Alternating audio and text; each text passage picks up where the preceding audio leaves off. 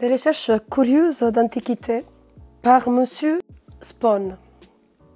Les gravures qui décorent ce livre ont été réalisées par un graveur lyonnais, Jean-Baptiste Auger.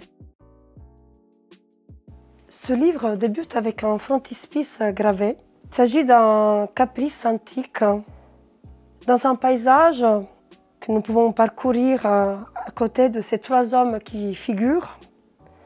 Nous rencontrons différents monuments, une pyramide, un obélisque, un temple, qui nous plongent directement dans l'époque ancienne. Trois hommes sont en train d'étudier une statue. Ce frontispice, effectivement, évoque l'esprit dans lequel ce livre a été rédigé. L'auteur, Jacob Spon, était un médecin lyonnais, grand collectionneur. Il possédait un cabinet de curiosités. Mais ce qui le distingue des autres curieux et des autres collectionneurs de son époque, c'est l'importance qu'il donnait à l'étude des pièces qu'il collectait dans son cabinet. Le fruit de ces études est contenu dans ce livre. Chaque pièce est décrite minutieusement et de manière méthodique.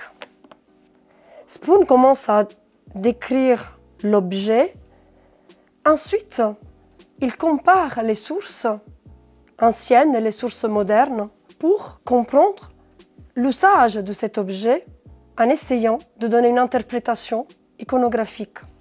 Mais il ne se contente pas de l'observation de ses propres pièces. Il visite plusieurs cabinets de curiosité en Europe.